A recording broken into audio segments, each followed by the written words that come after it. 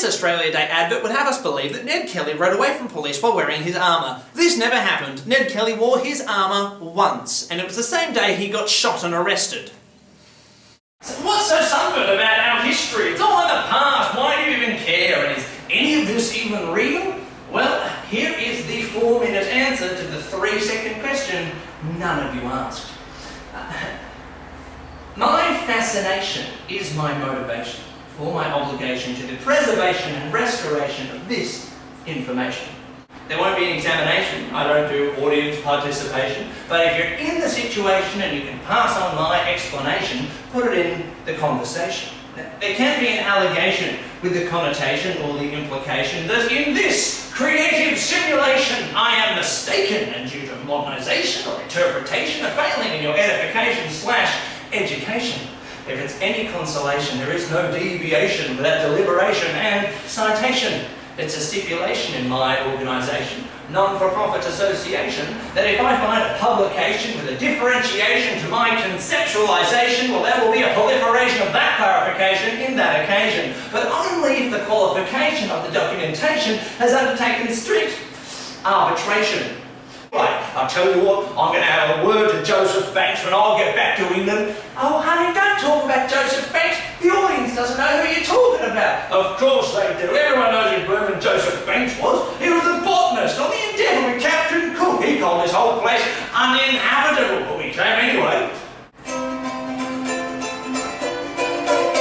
We have 2 centuries of mystery, journals that are contradictory, so I bring a delivery of our sunburnt history. This is our 3rd century, our 300th officially, and get the aborigine, such a sunburnt history. Aussies have religiously, walk the facts suspiciously, play the truth creatively, so I give you a sunburnt history. I don't change the facts unnecessarily when it comes to my ancestry. I just want the truth set free. That's our sunburnt history. So sit back as I expertly use fact mixed with hilarity. Watch while I fearlessly reveal our sunburnt history. It was revealed.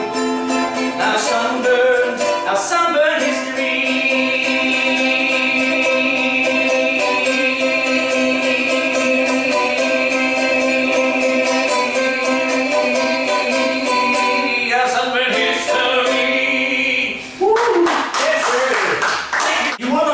Generalization in my presentation. My elucidation comes from the formation of hours of contemplation over a variation in a quotation.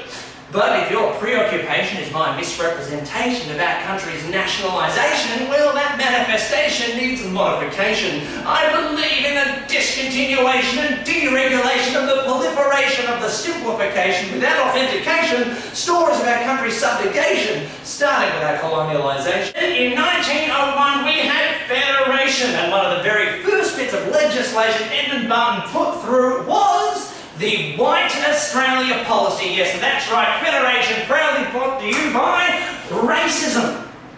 Favourite sponsor of Australian history, in fact.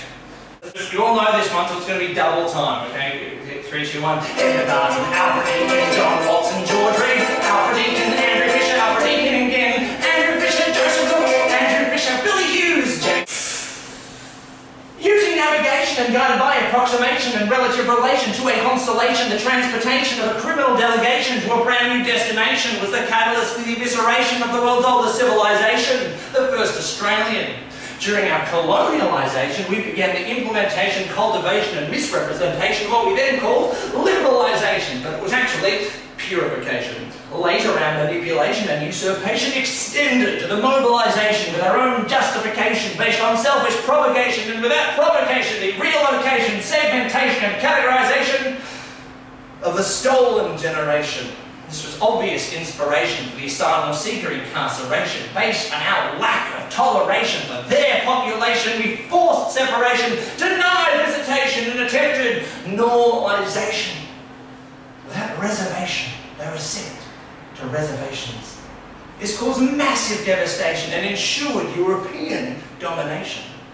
Now, as partial retaliation to the Terra Nullius proclamation came the sterile operation of the Marlborough Reclamation and the sorry declaration, giving a little compensation, ending some discrimination, and providing eventual exaltation.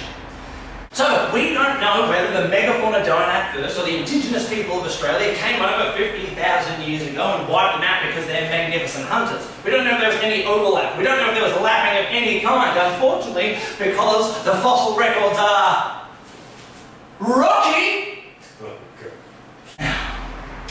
It sounds like retardation, but after Federation, the administration proposed the humiliation of the White Australia legislation. This would begin mass deportation and stop non-white emigration through the exploitation of the testing of dictation. Its repudiation decades after its foundation, following harrowing negotiations or its eventual cancellation, and us, a wonderful multicultural invasion. Since then, there's been much dissemination, and we've seen a graduation to a more joyous unification. We have the French Revolution, and in 1789 they changed their Facebook profile picture to the rainbow. Thank you very much, French Revolution. We appreciate it. Now, this inundation has been an invitation to observe a recreation of our country's 50,000-year transformation, and I would like to acknowledge the Wurundjeri people of the Kulin Nation. A sunburnt history. Funny, because it's true.